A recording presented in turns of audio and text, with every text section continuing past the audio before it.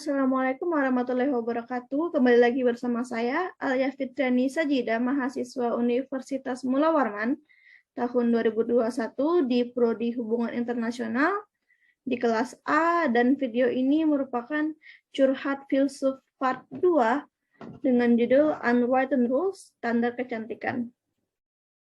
Dari sekian banyaknya syarat berpikir filsafat yang sudah saya pelajari di kelas filsafat kemarin, saya rasa saya masih belum bisa mengaplikasikan salah satu syaratnya dengan benar, yaitu syarat yang memiliki dasar ilmu yang kuat. Kenapa? Karena saya rasa dasar ilmu yang saya punya untuk topik ini masih belum terlalu kuat. Saya rasa ilmu yang saya punya sekarang ini untuk topik ini itu masih terlalu umum. Tapi tentu saja saya akan mendalami topik ini agar saya dapat menemukan jawaban dari pertanyaan yang sudah saya tanyakan di video curhat filsuf pertama. Untuk ciri filsafat sendiri, saya masih belum yakin apakah saya sudah menerapkan cirinya dengan benar, terlebih ciri radikal dan universal. Karena seperti kata saya tadi, dasar ilmu saya untuk topik ini belum terlalu kuat. Mungkin saya masih berpikir dengan logic thinking. Apa sih logic thinking itu? Jadi di kelas filsafat kemarin, saya belajar kalau ada 6 level berpikir. Di level pertama ada yang namanya mythology thinking. Ciri-cirinya adalah pemikiran dari mythology thinking ini bisa berubah dan tidak ada cerita tetapnya. Bisa memiliki beberapa versi, bisa kontradiksi, dan terjadi di zaman primitif. Sangat sederhana kesimpulannya. Contohnya adalah hujan itu merupakan dewa yang berperang, atau kilat itu merupakan api naga yang marah. Agama dasar itu masih ada dinamisme dan animisme, benda-benda yang punya power, istilahnya begitu. Lalu di level kedua ada yang namanya common thinking. Ciri-cirinya adalah berdasarkan inderawi, berdasarkan pengalaman, dan kesimpulan sederhana. Tapi kelemahannya adalah inderawi manusia ini terbatas, bisa salah kapan saja. Objek dan pengalaman bisa berubah dan manusia itu pelupa. Di level ketiga ada yang namanya logic thinking, yang seperti sudah saya sebutkan tadi, ciri-cirinya adalah mampu menalar data dan informasi, lalu mampu menghubungkan data-data tadi itu, menganalisisnya tadi, lalu bisa memakai logika, dan kesimpulannya make sense, kesimpulannya masuk akal. Contohnya adalah kalau langitnya gelap atau mendung, artinya akan hujan. Kalau banyak sampah di sungai, nanti akan terjadi banjir. Begitu, kesimpulannya sederhana. Dan logic thinking ini memakai metode silogisme yang sudah saya pelajari di kelas kemarin. Dan kelemahan logic thinking ini adalah pikiran manusia itu terbatas. Jadi,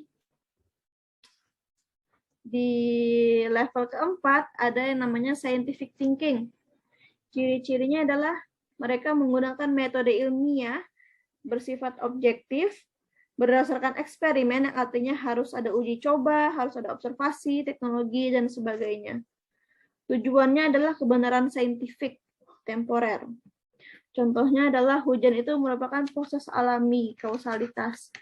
Hujan itu adalah proses penguapan yang berkondensasi lalu turun menjadi air. Dan kelemahan dari scientific thinking ini adalah sains itu terbatas.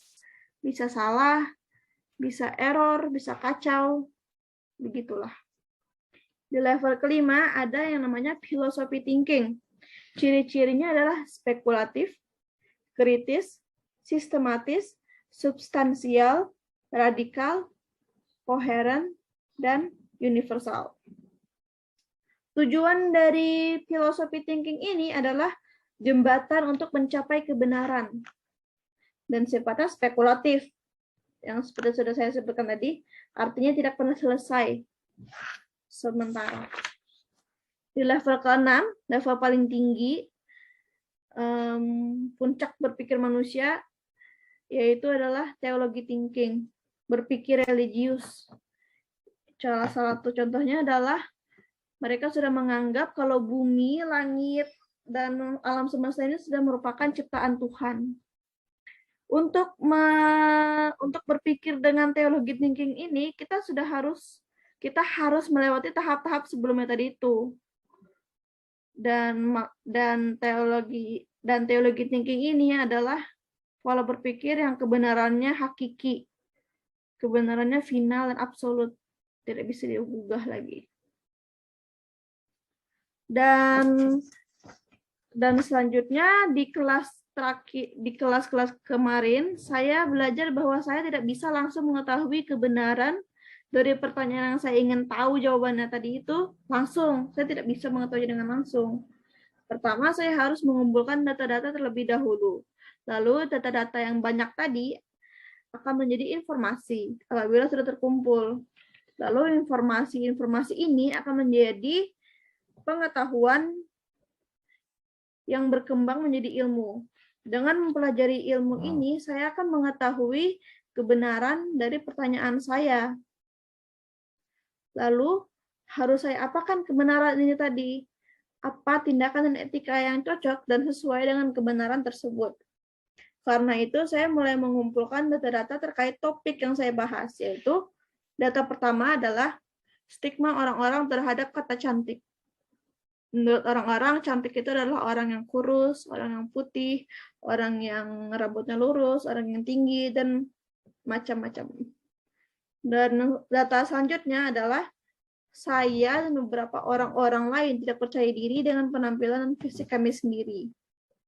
Dan data terakhir yang saya kumpulkan, yang dapat saya simpulkan adalah fisik tiap orang-orang itu berbeda-beda. Lalu, apakah saya sudah mendapatkan titik terang dari pertanyaan saya? Jawabannya belum. Saya masih belum bisa menemukan titik terang jawaban dari pertanyaan saya, karena data-data saya ini masih kurang. Saya masih perlu data-data yang lebih banyak lagi. Di video selanjutnya, saya akan kembali dengan data-data yang lebih banyak, lebih detail, dan saya harap di video selanjutnya saya mulai mulai mendapatkan titik terang dari jawaban pertanyaan saya kemarin. Mungkin itu saja dari saya. Jangan lupa start believing and loving yourself hari ini.